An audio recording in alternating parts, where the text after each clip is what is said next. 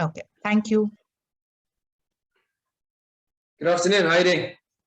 Hi, good afternoon. Thank you so much. The Delhi Capital Pacer. I'm deliberately not naming you, calling you by your name because the first thing I want to know, is there a confusion by Indian players? How do they pronounce you? Anrich, Onrich, Nokia, Norje. So there is a bit of confusion with regard to your pronunciation. So tell me about that. No, anything goes, to be honest. There's nothing specific. I'm not too bothered about it. It's difficult to pronounce, so whichever one is easier for them. But has your Indian teammates have ever complained this to you? You know, we find it sometimes difficult to exactly pronounce your name. No. They found a way to get it right, so there's no issues with that. Okay, jokes apart now, something serious. You have a special connect with India as you traveled to India with South African A side and got 24 wickets in 2018-19. And that gave you the attention first time. So how do you look at your India connect? Yeah, it was good having that experience. It was good playing in India. It was something we always you heard about, conditions being different or tough for a seamer. I think when we got there the first time, it was quite a eye opener as we got green wickets, and yeah, it was actually not too bad to bowl on. Most of the time, it's just been a learning curve for me about how different guys play, how different conditions just play in general, and how guys are used to their conditions. So I think all in all, that was a very good experience for me to just get used to everything and still be using that in my game today. So how do you look at, you were supposed to make debut for KKR way back a couple of years back. Then you got injured at the 11th hour. And, even you could have been part of the 2019 World Cup. Yet, despite all those odds, you made your test debut in India. Yeah, it was a crazy time, but yeah, it was, like I said, I've learned quite a lot from being in India, making my debut in India. So it's something that's really helped me. Unfortunately, I missed out on the two events that you mentioned, but I think all in all, it's helped me to become a better player at the end of the day. So looking back, trying to take the positives out of it, not worrying or thinking about that too much, about missing out on those opportunities. I think at the end of the day, I did get some opportunities. Hopefully, when is it, next month or well, mid this month, we've got the World Cup. So really looking forward to that as well. But I think all in all, just happy about the progress and just trying to improve every game and every series as we go. Okay, tell me something, because in Indian cricket, we get very excited when we see someone coming from remote area, small town, and making it big. In that sense, you also represent a very small town in South Africa. You don't come from a big city like Cape Town or Joburg. So is that the same kind of reaction, attention you get way back home, like some of the Indian players who emerge from remote area and people are even more happier for them? I think it's a little bit different, but it is something that's I think that's people speak about back home. I don't think it's as big as in India, but it is something that we speak about back home. And yeah, I don't know, it's a difficult one to answer, really, to be honest. But it is something that gets mentioned here and there. So up now, coming back to, you have been a former financial planner and now you are bouncer planner. How that conversion has happened? No, so I've only done the studies. I've done my BCom financial planning and I did my postgrad financial planning. So still need to get into the field. But it's for now, since 2017 when I finished up, so basically since 2018, it's just been a focus on cricket and trying to improve as much as possible where I can and just play as many games as possible. Before that, there was quite a bit of injuries, and which gave me the opportunity to finish my BCom at that stage.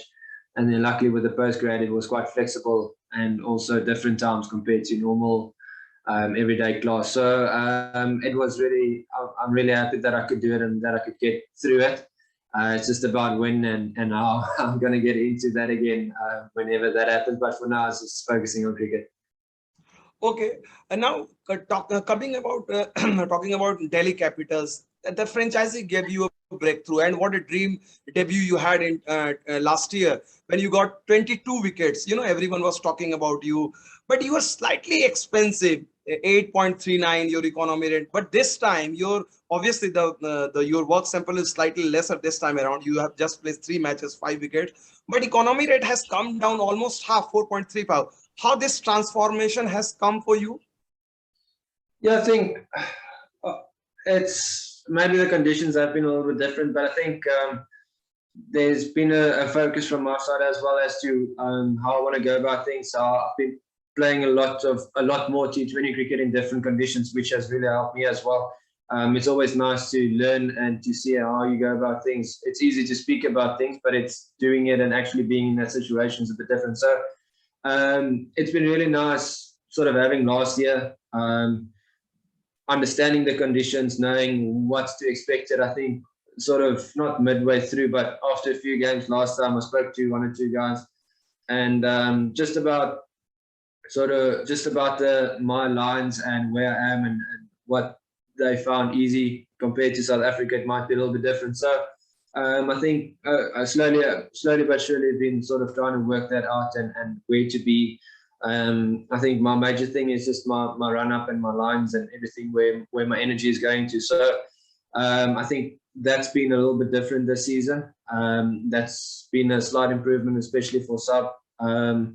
Just to have that small adjustment, and I think that's really helped me in the last few weeks, to be honest. So it's nothing really major that's changed, nothing in the action or anything. It's just about the energies and the lines that I'm trying to focus on. So been happy with that. Still a lot to improve with that, and a lot more understanding to get around that. But hopefully it's going in the right direction. Yeah. Okay, what according to you defines the role of a tier wave pacer like you in a format like T20?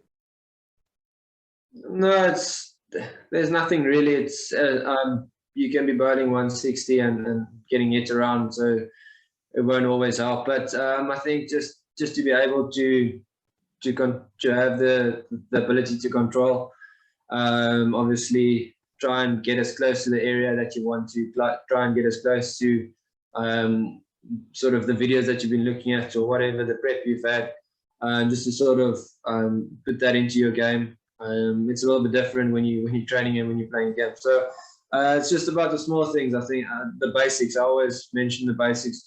Trying to hit top of off, maybe top of middle for some guys, and just sort of just executing your skills and being clear on your plans. I don't think there's anything too major about it. Being a pacer, like you said, you can go for a lot of runs as well. So tell me, is that mindset different or approach varies from Test, ODI, or T20 leagues as a pace bowler? No, you sort of want to do the same thing every format. It's just a bit different. You can't be running in trying to just giving all your energy in 4 overs in a Test match. So it's just about sort of understanding that. Depends what your role is as well. Generally, it's been trying to utilize as much pace from my side as possible. So whether it's maybe running 3 overs in a Test match or 3 overs in an ODI or however it may be. So just trying to utilize what I've got might be a little bit different to what guys are used to or what others can bring. So just try and always be ready to fulfill that role, and then when conditions doesn't determine that, then just sort of try and stick to top of off or whatever it might be on the day. Just sort of assessing conditions and going about accordingly about things. Okay, talking specifically about the T20 format, how do you approach the 3 phases: power play, middle overs, and death overs? Which is the most difficult? It depends who you're playing against. It depends who's batting and the conditions. Once again, sometimes at the end you might be bowling to the lower order, but I think if you compare good openers versus good finishers, both of them are tough. If you've got something to work with the new ball, maybe you get away with 1 or 2. At the end, if you're talking about maybe a flatter wicket, it's really difficult. You have to be on it every ball. You have to execute. So it really depends on the conditions and who you're bowling to. But at the end, you have to. There's a lot more that comes into play. A lot more of the wicket, a lot more variety, change ups and Yorkers and bounces and things that you have to think about. Where at the start, you're quite straightforward. You've got two guys out, and you have to try and bowl to them or try and get the guy out somehow or get dots. So it's a bit more complicated at the end, but both of them is a really good challenge. It can be either one can be tough on a specific day. But in that sense, do you feel that sometimes the challenges of bowling good spell in the middle overs is hugely underappreciated by the experts and the fans? It is. That's generally where the game gets made or broken. So in the middle is where generally you win your games, where you maybe get a team maybe sometimes going only for 2 runs in an over or a few overs of under 4 or 5 runs, and that's where you win the games, where you get wickets. You can have a great start and then not capitalize in the middle, not run twos or get boundaries, and then the game is gone before you see it. Before you have a look again, you need you need a massive over or two just to sort of catch up again. So those periods are really important and can break any momentum that you have at the start, or break your momentum just before you get to the close of the game where you think you're going to capitalize. So it's really underrated. In a hypothetical scenario, do you want to take the wicket of a Kohli or a Gale for under 10 runs? Or will you be happy with someone like them scoring a strike rate below 100?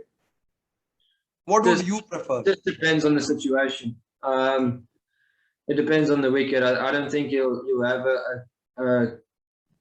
a well-known good cricketer going batting slowly on a good wicket. Generally, it will be on a difficult wicket where they'll be batting slowly. So it depends on the situation. Generally, you'd like to get the guy out as quick as possible. If you know he can be destructive at the end, you'd like to get him out as quick as possible. Yeah. Okay. And tell me something about your partnership with, obviously, Kagishore Rabada, everyone knows, but the young Indian pacer, Avishkar, he has been one of the key wicket takers. Do you think that he has evolved in this season, and maybe you won't be surprised he makes his India debut sooner than later? He's done really well for us. I think his skill, his pace, his ability to hit Yorkers, he's been really good. He looks like a really good T20 player. Obviously, I can't comment on red ball stuff, but as a white ball player, he looks like a really good bowler. He's got, like I said, he's got the pace, he's got the skills, he's got a good slow ball, good Yorker, good bouncer, and yeah, he's a great guy on top of things. So it's really nice to see that and to have that bowling with us. It's been you could see where he's been under pressure. He's been executing what he had to do. When he's been on top, he's been going with that momentum. So a lot of credit has to go to him. He's been taking so many wickets for us. It's crazy how good he's been doing. So I really think he's a bright star, and there's going to be a lot of opportunity for him going forward. Growing up in South Africa, who are your, fast bowling idols? Obviously, Dale Steyn and Donai, I assume. But non-South African, any non-South African as well, you was on TV or saw something like that? Yeah, obviously, it's been, like I've said in previous times, been Dale, seeing the aggression and the pace and how he's been able to adjust things at times. All in all, I think Brett Lee was obviously, being an out-and-out fast bowler, it was really nice. I didn't watch too much cricket, to be honest, when I was younger, but seeing Brett Lee, it was really, you could feel the energy. Something's going to happen somewhere along the line, and it was really nice to watch him bowl. Yeah. So a lot of people say this comment from outside that when you run up and you are about to bowl, it doesn't give the impression that he is the guy who is going to bowl you 150, 160. Is that deliberate, or this has come, inherent? Yeah, but it's just something that's since I've been trying to improve the action, it's just something that's happened. It's been always the other way around. I was always, when the action wasn't as strong at the crease, it was the other way around, trying to run in as quick as possible, try and bowl. When I'm trying to bowl faster, trying to run in quicker. And it's just something that's completely changed. I think at times you try and put more energy in, but it doesn't really mean that you're going to run a lot quicker now for me. So for now, no, it's not deliberate. It's just it's just how the action is working. I think if I run in too quickly now, things won't click, and I'll probably be bowling slower than I am. So it just gives me some time at the crease and to get into a strong position. I know a little bit of Ricky Ponting, having spent almost 2 months in his Australian residence in 2015. And what I got to know why he's called punter, his game assessment kind of prediction he made, he just flabbergasted me. So just want to know from your personal experience with Ricky Ponting, the thinker of the game, not just merely a coach. It's been really good. It's been nice. Even when we're batting, when we sit outside, just listening and sort of getting an understanding of how he sees the game and how he sort of predicts what's going to happen and what we need. Breaks it down very simply about but really about simple things, but it makes so much sense at the end of the time. So maybe certain games we don't run enough twos, or maybe 1 or 2 games the opposition gets 2 more boundaries than us in a certain period. So it really breaks it down into such simple explanations, but it makes so much sense at the end of the day, and it just gives you a reason why, as to why you were better or not as great on the day compared to the opposition. So it's really nice seeing that, and it just shows that it doesn't have to be, you don't have to overcomplicate things. It can be very simple and sort of in a good comparison as well. So it's really nice to see that part of him, and just to sort of pick his brain on how he's going about things, and just to see that it's really nice to see. It doesn't have to be, like I said, over the top things. Okay. Many experts, almost 5 years, 10 years back, feared, with the emergence of this format T20, the fast bowlers will, be affected most, because there was not a big role they had to play, but everyone has proved wrong.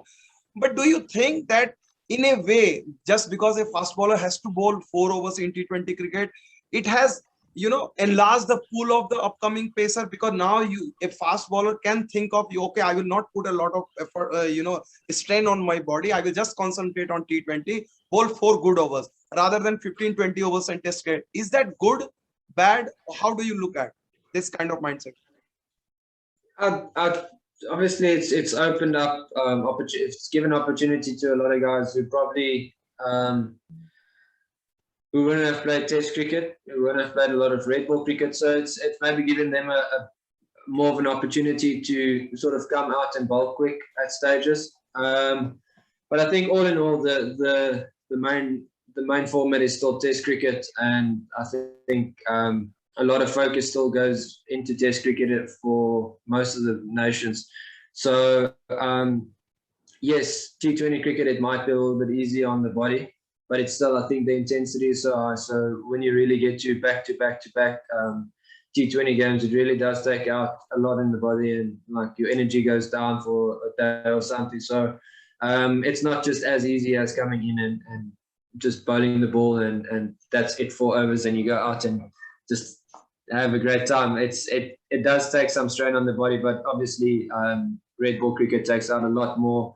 It's the most difficult part or the most difficult format. It's you have to be so consistent in red ball cricket. So that's still the ultimate format. I don't know if I've answered your question. Yeah. विमल जी अभी थोड़ा wrap up करना पड़ेगा. बस 2 questions. Now? Yeah. Okay. Yeah. 2 questions. Just 2 questions. Quickly. Thank you. Yeah. Have you picked up a little bit of Hindi, because a lot of Indian players speaking in Hindi, chanting? So is that something you have done? I'm trying to every time I get here, but then when I get back home, I lose it. So for now, I just thought I'm just sticking to 1 or 2 words. Okay, so tell me my final question: what has been the best part playing for Delhi Capitals, and how it has been different from a South African dressing room in that sense, purely from cricketing point of view? I think I'm not too sure about being different, but I think just the Delhi team has been really, it's been such an exciting team. It's a young team, sort of everyone fits in. You've got 1 or 2 guys that's a little bit more experienced, which is what you need in a team with us. Otherwise, you'll just have a bunch of youngsters trying to sort of impress and trying to sort of bring as much to the table as they can. But I think having that a little bit of experience as well just helps to calm things down and sort of put a perspective to things. But yeah, all in all, it's really a fun team. Everyone is enjoying everyone's company. There's so much laughter and fun and banter in the team. It's been really nice to be a part of, and been so easy to just come in and join everyone. So what's different? I'm not too sure. Obviously, it's franchise cricket compared to international, so I think things are going to be a little bit more serious at times with international cricket. But it's been really fun, and I've enjoyed it so much. And it shows off in the results that we've been putting out in